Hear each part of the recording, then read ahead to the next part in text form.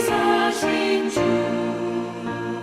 사망 권세 모두 이기시었네.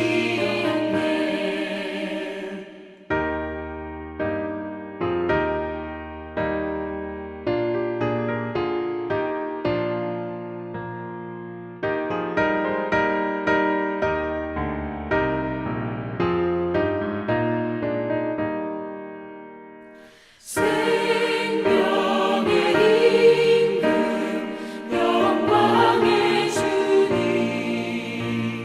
주님 없는 삶은 헛될 뿐이라. 주의 사랑으로 세상 이기고 요단 건너 본향 가게 하소서. 주님께 영광 다시 사신 주 사망 권세 모두 이기시었네.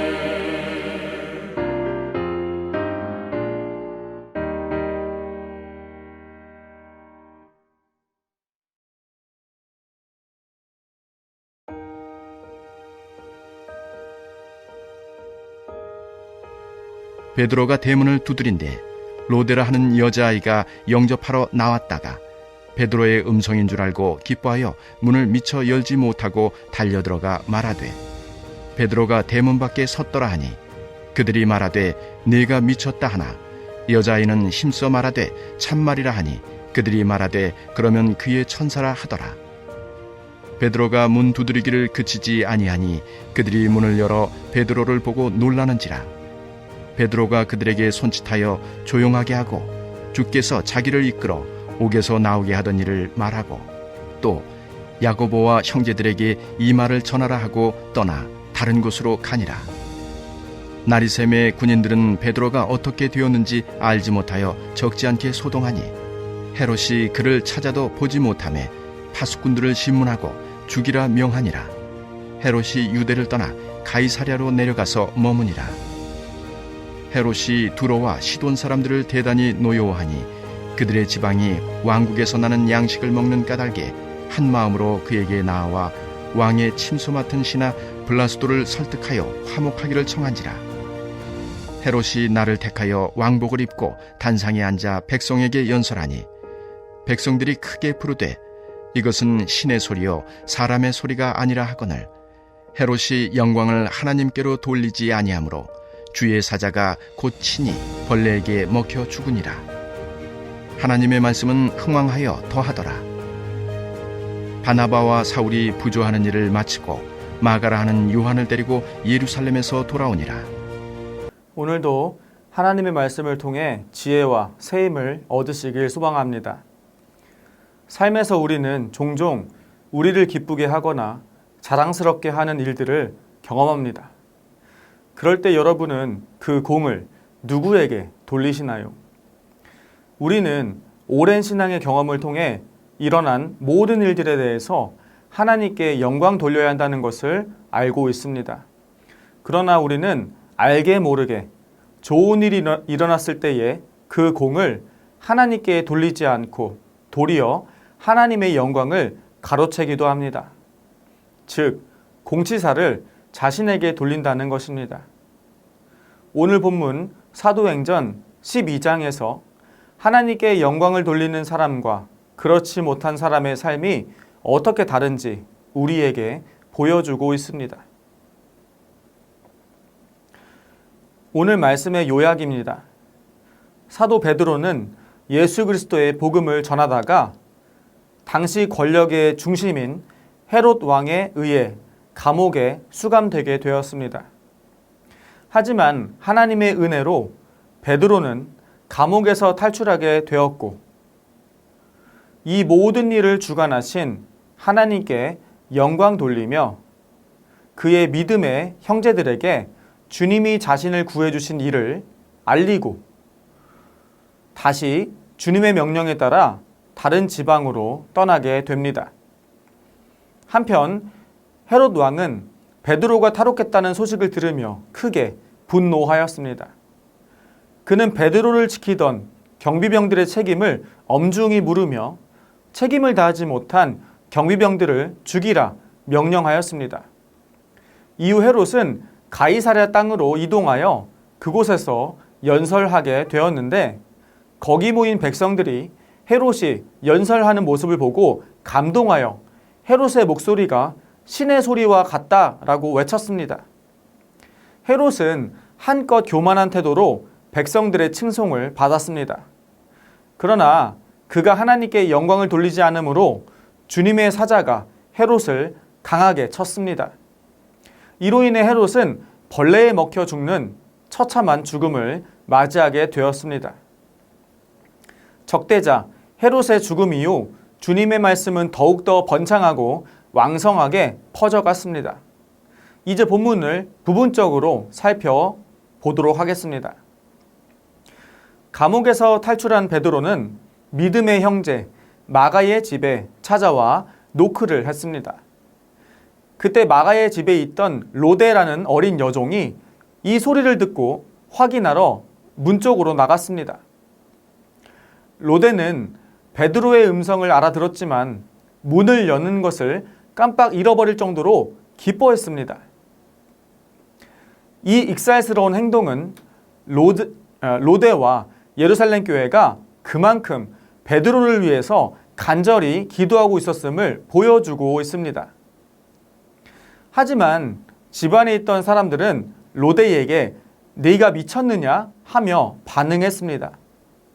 하지만 로데는 분명 베드로의 음성을 들었기 때문에 베드로가 정말 살아 돌아왔다고 거듭 말했습니다.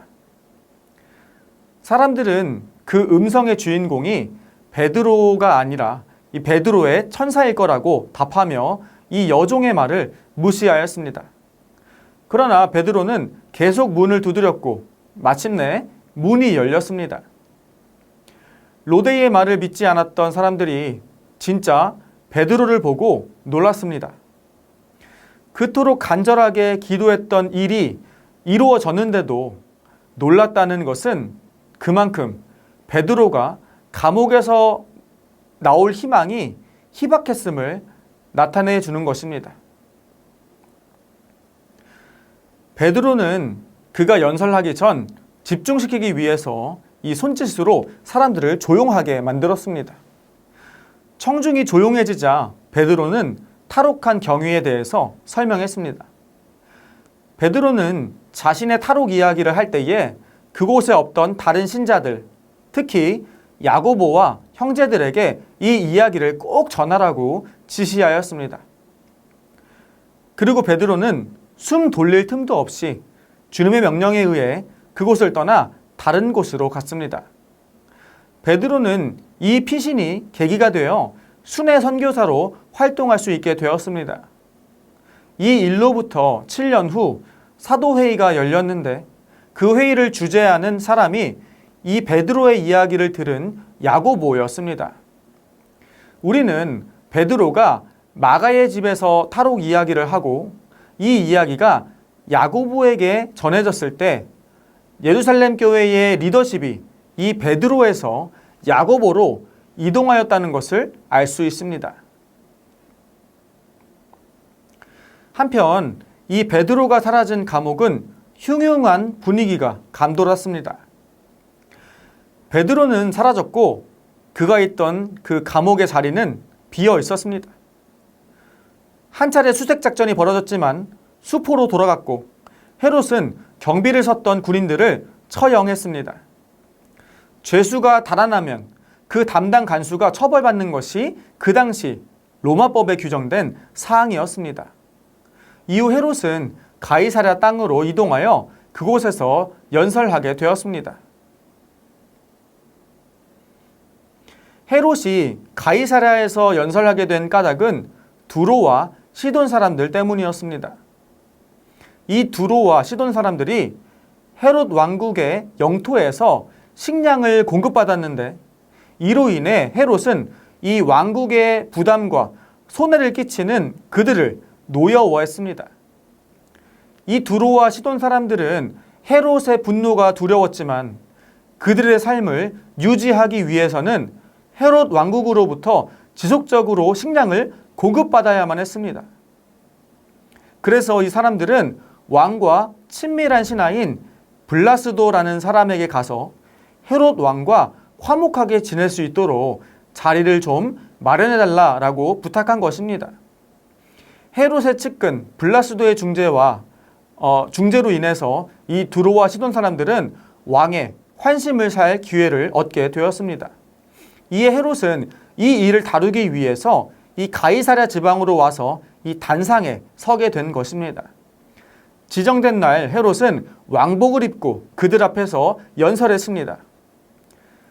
이 장면을 역사가 요세푸스가 묘사하였는데요. 헤롯이 입은 옷이 은으로 짠 두루마리였는데 마침 일출 시간이 되어서 햇빛이 비쳐 들어오자 그 빛이 반사되어 옷에서 엄청난 광채가 났다는 것입니다. 그 모습을 본 사람들은 두려움과 경외감을 느꼈습니다. 헤롯의 연설을 듣고 사람들은 이것은 신의 소리요 사람의 소리가 아니라는 말로 반응합니다. 사람들이 하나님께만 합당한 찬사와 영광을 인간인 헤롯에게 돌린 것입니다. 그러나 헤롯은 사람들의 칭송을 듣고 사양하거나 하나님께 영광을 돌리지 않았습니다. 그러자 그 즉시 주의 사자가 그를 쳤습니다. 헤롯의 죽음은 자연사가 아닌 천벌을 받아 당한 죽음이었습니다. 그 죽음의 방식이 이 시각적으로 무척 끔찍했기 때문입니다. 벌레에게 먹혀 죽은 죽음 또는 이 내장의 질병이 극적으로 악화되어 죽어가는 모습은 여러 그리스 문헌에 나타납니다. 하나님의 영광을 가로채려는 행위를 하나님께서는 즉시 엄하게 다루시는 것을 보여주는 장면인 것입니다. 이 사건은 헤롯의 죽음 이후에 교회가 부흥하게 된 것을 설명하는 안내자 역할을 하게 됩니다. 한편 하나님의 말씀은 더욱더 번창하고 왕성하게 퍼져갔습니다. 본문은 말씀의 감화를 받아 신자의 수가 늘어나는 모습을 묘사하고 있습니다. 헤롯의 죽음에 대해서 사도행전의 저자 누가는 우리에게 중요한 의미를 전달하고 있습니다. 첫째, 하나님께서 때때로 그의 백성을 학대하고 괴롭히는 권력자를 현실의 역사 안에서 징벌하신다는 것입니다. 둘째, 주의 사자의 활동은 구원과 파멸, 이 두 가지 모두를 포괄한다는 것입니다. 동일한 주의 사자가 베드로를 건져내기도 하고 헤롯을 쳐 죽이기도 하는 것입니다. 마지막으로 하나님의 영광을 인간이 받아서는 안 된다는 것입니다. 겁없이 그것을 누리게 된다면 죄와 사망의 치명적 결과를 맞이하게 된다는 것입니다. 찬송 301장 1절 가사는 이렇습니다. 지금까지 지내온 것 주의 크신 은혜라. 그렇습니다. 우리가 지금까지 지내올 수 있었던 것은 주님의 은혜를 빼놓고는 설명할 수 없는 것입니다. 그러므로 우리의 삶에 일어나는 모든 사건과 구원에 대한 고백이 오직 주님께 영광으로 나타나야 하는 것입니다. 오늘 우리가 이 말씀을 묵상하며 승리하는 하루 살기를 주님의 이름으로 축원합니다. 우리 함께 이 시간 기도하기 원합니다. 첫째로 오늘 우리가 모든 일들에 대하여 오직 주님께 영광 돌리는 하루 살아가도록 기도하시겠습니다. 둘째로 해외 선교사님들과 농촌교회, 개척교회 목사님들의 영육간의 강건함을 위해서 함께 기도하시겠습니다. 마지막으로 다음 세대를 위한 새성전 건축이 주님의 인도하신 가운데 순적하게 이루어지도록 함께 마음을 모아서 기도하시겠습니다.